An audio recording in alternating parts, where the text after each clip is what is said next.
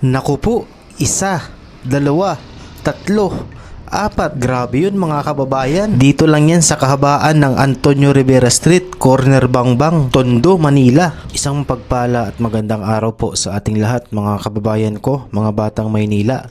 Ngayon po ay panibagong araw at panibagong destinasyon na naman po dito sa Maynila ang ating pupuntahan. Ngayon ay nandito tayo sa kahabaan ng Antonio Rivera Street dito sa Tondo, Manila. At meron na naman tayong titingnan at sisilipin na mga establishmento, mga barangay hall na nasa mismong bangketa. Pero mapapansin nyo po dito sa kahabaan ng Antonio Rivera Street, araw po ng linggo ngayon, mapapansin po ninyo na ito pong kalsada, itong daanan na ating tinatahak ngayon, ito po ay two-way. Pero kung inyong mapapansin, halos yung gitnang bahagi na lang po ang nadadaanan dahil nga sa mga obstruction sa mismong kalsada po. Maging yung mga bangketa, hindi lang ho mga barangay hall, maging yung mga tindahan, mga bahay, nasa bangketa na rin po kung inyong mapapansin. Kaya yung mga sasakyan po na dumadaan dito, nagtsatsaga na lamang dito sa gitnang bahagi ng kalyeng ito dahil nga po sa kabila ang mga obstruction na inyong nakikita. Ngayon po ay makikita po natin hindi lang po isa, hindi lang dalawa, hindi rin lang tatlo, kundi apat mismo na barangay hall po yung ating nakita dito sa kahabaan mismo ng Antonio Rivera Street. Ito nga po sa kaliwa natin, isa na. Kita nyo po talagang halos sagad na po sa kalsada, may mga lamesa pa sa labas. So isa po yan sa mga matadaanan nyo rito, Antonio Rivera Street, Tondo, Manila.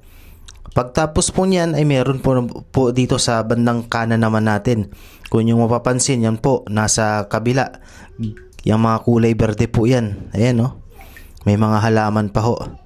So ayan, pansin po, kita nyo naman di ba mga kababayan ko, mga konkretong gusali na itinayo sa mismong bangketa. Hindi po kalayuan, ilang metro ang layo mula dun sa pangalawang barangay hall na nakita natin, ay meron naman ho tayong nakita rito. Isang multipurpose hall. Pansin po ninyo, medyo okay naman, meron daanan sa pinakang ilalim.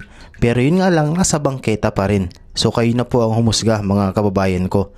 Talagang dito sa street po na to, ay hindi ka makakita ng maluwag at maayos na bangketa. Mapapansin po ninyo, talagang maraming obstruction po. Kung hindi man tricycle, motor, sasakyan, lahat na po siguro ng obstruction na sa part na to makikita po natin. At dito naman po sa corner ng Antonio Rivera Street at Bangbang Street, meron din pong isang tatlong palapag na isang barangay hall ulit ang ating napansin at nakita.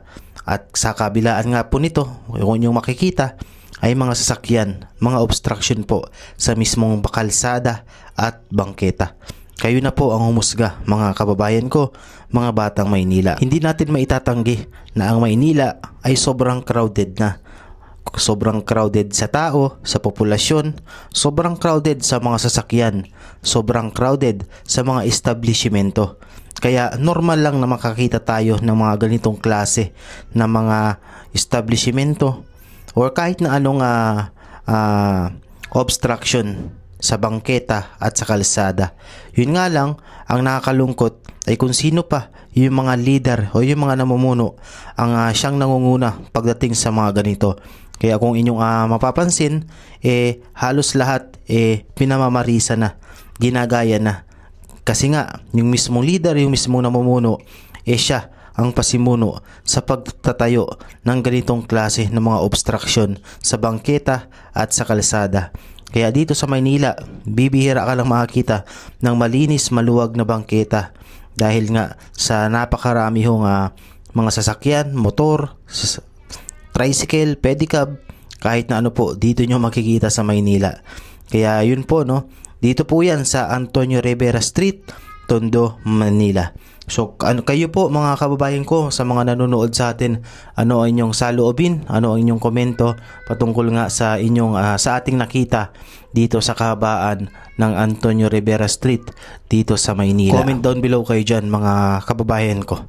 So maraming salamat po sa inyong panonood at pagsama sa ating biyahe dito sa Maynila. Ang video pong ito ay hindi para siraan ang isang lugar o ang isang barangay o ang kahit sino mang tao po dito. Ang video po na to ay para maging aware po ang lahat sa mga susunod na araw, sa mga susunod na linggo, sa mga susunod na buwan, sa mga susunod na taon, na huwag po nating harangan ang bangketa at ang kalsada, dahil ang kalsada po ay para sa mga sasakyan at ang bangketa naman ay sa mga tao para maging ligtas sa kanilang paglalakad. At pagdating ng mga emergency situations, maluwag na makakadaan ang ating mga sasakyang pang-rescue. Yun lamang po at maraming salamat mga kababayan ko, mga batang Maynila. God bless po at lagi po kayong mag-iingat.